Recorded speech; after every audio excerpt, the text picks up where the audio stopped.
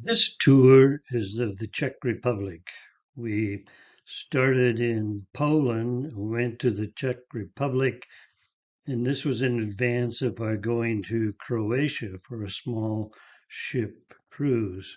So I hope you enjoy this with us.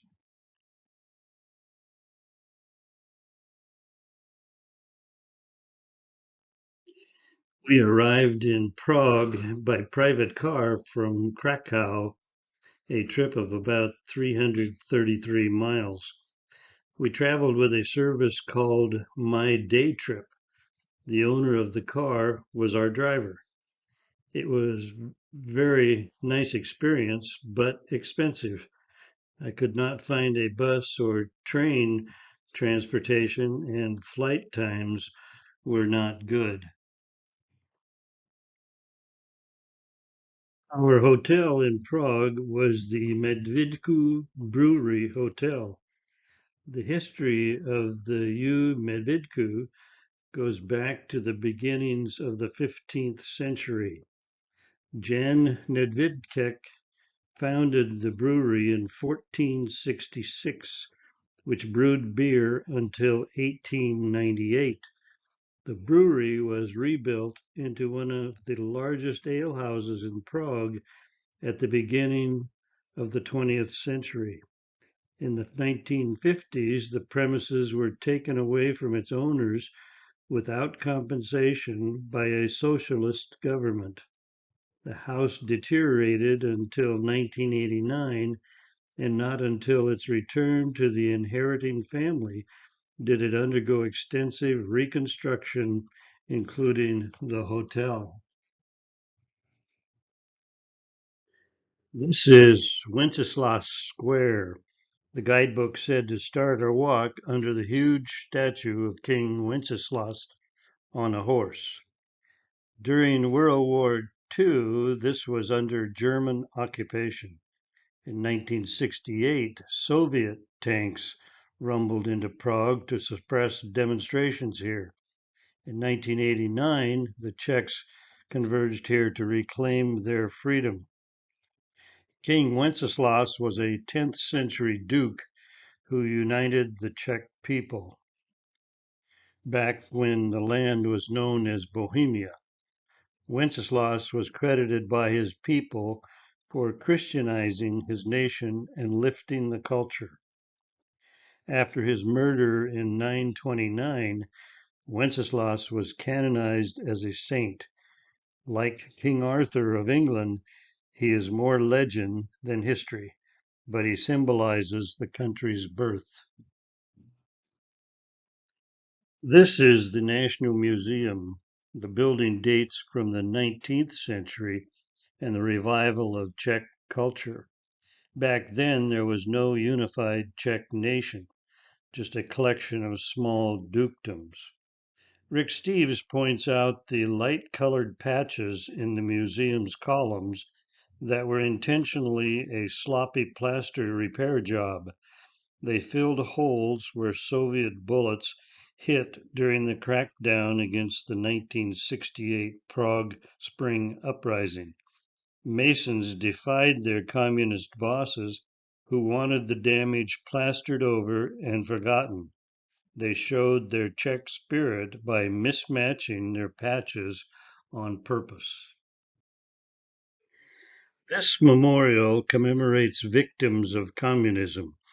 After the Russian crackdown of 1968, a group of patriots wanted to stand up to the powerful Soviet occupation. One was a young philosophy student named Jan Palach. He decided that the best way to stoke the flame of independence was to set himself on fire. On January 16th, 1969, Palach stood on the steps of the National Museum and set his body on fire for the cause of Czech independence. He died a few days later. A month later, another student did the same thing, followed by another. In 1989, an uprising swept through the city and led to the overthrow of the Czech communist government. We entered a building called the Lucerna Arcade. Here we found a horse hanging from the ceiling. This is Wenceslas riding an upside down horse. And on the right side, this is a large glass window from the 1930s advertising Tesla, a now defunct Czech radio manufacturer. On the right is the Municipal House, built in 1911. This building, inside and out, is extreme Art Nouveau. And on the right, the 500-year-old Powder Tower was the main gate of the old town wall. It's named so because it also housed the city's gunpowder. This is the only surviving bit of the wall that was built to defend the city in the 1400s. This is Seletna Street. Since the 10th century, this area has long been the busy commercial quarter. And on the right, every menu has pork knuckle. And we tried it once, it was delicious. We tried it once at home and didn't do quite as good a job. This is the Old Town Square in Prague. This has been a market square since the 11th century. It became the nucleus of the old town in the 13th century. Today, the old-time market stalls have been replaced by outdoor cafes. On the left is a memorial to Jan Hus. This monument symbolizes the long struggle for Czech freedom. Hus, born around 1370, was a Prague priest who defied both the Catholic Church and the Habsburg rulers. In the medieval church, only priests could drink the wine at communion. But Jan Hus demanded that everyone be allowed to take both the bread and the wine. Hus was arrested, charged with heresy, and in 1415 was burned at the stake. His followers fought on for 2 decades in the Hussite Wars. Eventually, their cause was put down by the Catholic Habsburgs. In the right side, the tin church became the headquarters of the Hussite followers. In the center of that photo is a golden medallion of the Virgin Mary. Rick Steves describes an empty niche below the medallion where a golden chalice once stood. Notice at our time of our visit, the chalice is back. That chalice symbolized the Hussite cause. After the Habsburg victory over the Czechs in 1620, the Hussite church was converted to Catholic, and the Hussite chalice was melted down and made into that golden image of Mary. This is a panoramic view of the Old Town Prague Square.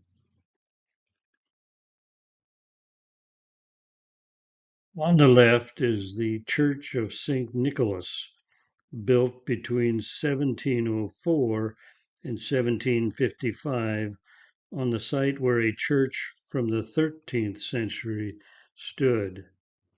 And on the right, the town hall construction of stone tower was completed in 1364 and has been largely unchanged since then. The town hall is constructed from many different small houses. The astronomical clock with revolving discs, celestial symbols, and sweeping hands, this clock keeps several versions of time. 2 outer rings show the hour. One of them, with strange Gothic numbers, tracks medieval time in Bohemia, counting from sunset. The inner ring, with 24 numerals, counts modern time. In the center is a map.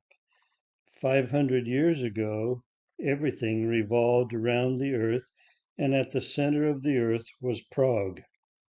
The big hand is adorned with a golden sun that sweeps around, passing through a series of arcing lines and zones that indicate sunset and sunrise. The little hand shows the various phases of the moon. 4 statues flank the clock. These politically incorrect symbols evoke a 15th century outlook. A Turk with a mandolin symbolizes hedonism. A Jewish moneylender holding a bag of coins is greed, and the figure staring into a mirror stands for vanity. All these worldly goals are vain in the face of death, whose hourglass reminds us that our time here is unavoidably running out. This is Karlova Street in Prague, just to show you one of the busy streets there. All day I dreamed of getting my hands on a chimney cake. We waited too long into the afternoon and found them to be sold out or closed. It is made by depositing layers and layers of dough on a cylindrical spit. It is then covered in sugar and baked on an open fire. The sugar caramelizes and forms a crispy log while the inside is still soft and fluffy, filled with ice cream along with a variety of goodies. This is also known as Tranelnik. This is Charles IV Square. This little square is at the beginning of the Charles Bridge. It is dominated by the statue here on the right of Charles IV. He is on the 100 koruna bill. He was the Holy Roman Emperor who ruled his empire from Prague in the 14th century.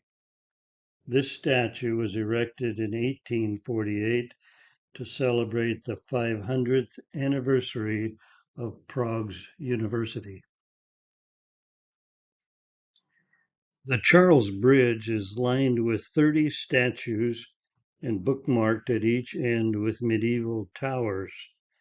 The name Prague probably comes from the word ford. The city was born at a convenient place to cross the wide river. After a major flood in 1342, Emperor Charles IV commissioned a new stone structure. Of the statues, the one left of center is of John the Baptist, and on the right, that is John Nepomuk. John was a 14th century priest. His job was being confessor to the queen. The king wanted to know her secrets.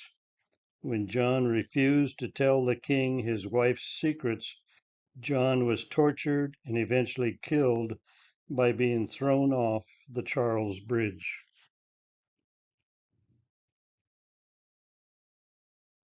Leaving the bridge, we came behind a group of young people who were all pointing up. It reminded me of when we were young, we would suddenly be pointing up just to see if we could get people looking up and wondering what we were seeing. I took the bait, and if I had not, I would not have seen this. First created in 1996, the work known as Man Hanging Out is the vision of Czech sculptor David Cerny. The dangling Sigmund Freud is surprisingly lifelike, and people have sincerely taken it for a person in danger. The 7-foot statue depicts Freud seemingly to contemplate the merits of life as he hangs from one hand and ponders whether to tighten his grip or release it. An alternate interpretation claims that the statue is a homage to a man who spent his life studying phobias and dealt with a number of his own, including death. This is Cesky Krumlov in the Czech Republic. It has been described as a city on an island in a river.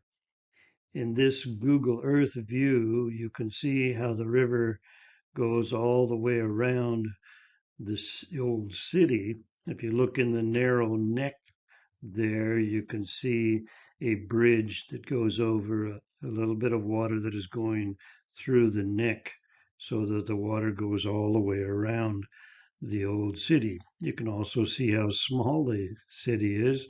You can walk across it in a few minutes. Our hotel is where the yellow pin is near the center of the photo.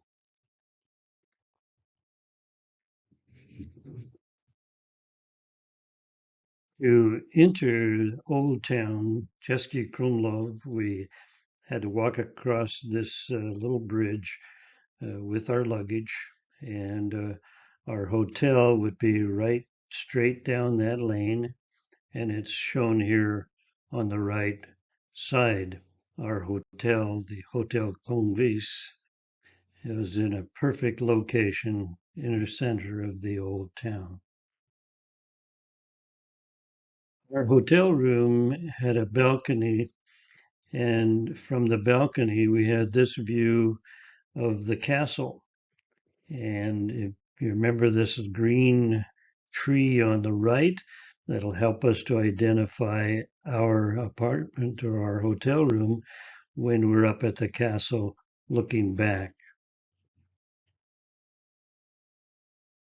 The city square was just a few steps from our hotel room, and it was the center of all activity.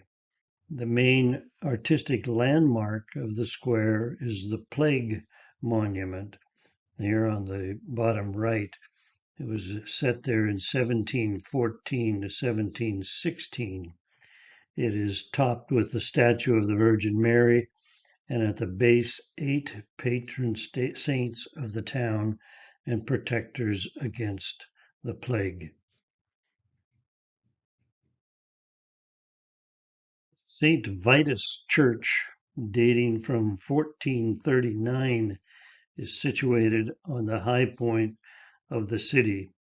Again, here we were just a few steps away from our hotel and a few stairs up to this church. And on the right side, of course, an interior photo.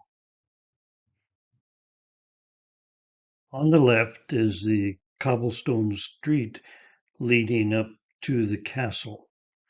And on the right, a view of the Vitava River. And if you look just to the left, there's some shade areas there, and that's where later on we'll have a photo where we had lunch or dinner sitting there beside the river below the castle. The little castle and the castle tower are perched high above the Vitava River and are the oldest part of the Krumlov castle complex, dating to the first half of the 13th century. The tower was extended in height in the 14th century and was decorated with paintings in the 1590s. In the 1990s, the tower underwent renovation to revive the mural paintings. You see the paintings on the walls, exterior walls on the right side. This is a view of a part of the old town from the tower. And to the right of center, I have drawn a red arrow down where you see the green tree that I referred to earlier. And just at the right side, above the tree, you see 3 windows in a white building, and that was our hotel room.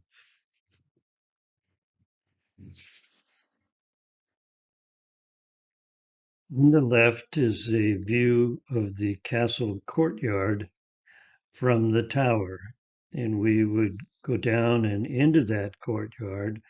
And on the right is the view as entering the courtyard looking up towards the main castle.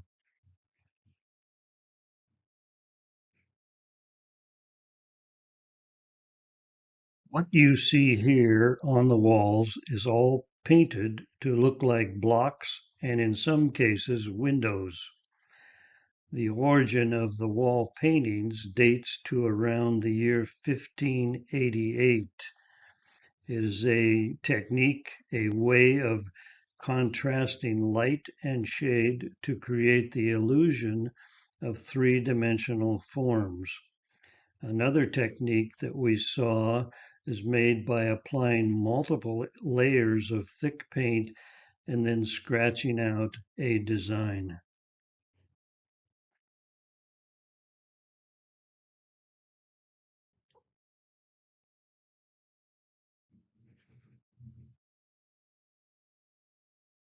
The Cloak Bridge is a three-story stone bridge standing on massive arches connecting the castle complex to the castle gardens and theater.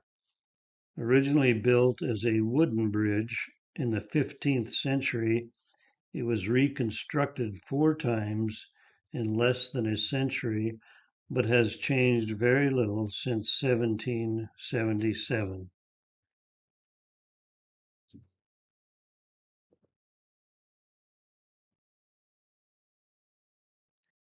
As mentioned earlier, we had a nice evening meal beside the river there, and on the right, looking toward the bridge across to the castle.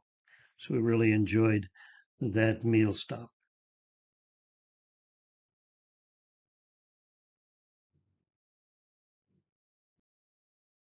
Here are a few of the wonderful scenes in walking about this beautiful old town, Cesky Krumlov.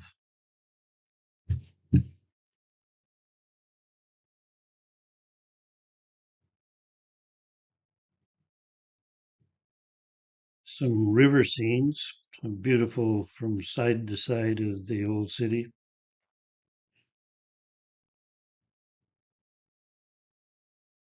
Cesky Krumlov, the Republic of Czechoslovakia, will remain one of our favorite small old towns. Just a delightful place that you might go to just relax and walk around old cobblestone streets in the midst of beautiful surroundings. This concludes our tour of the Czech Republic. And from here, we were on our way to Croatia for another tour. We hope you'll enjoy that with us as well.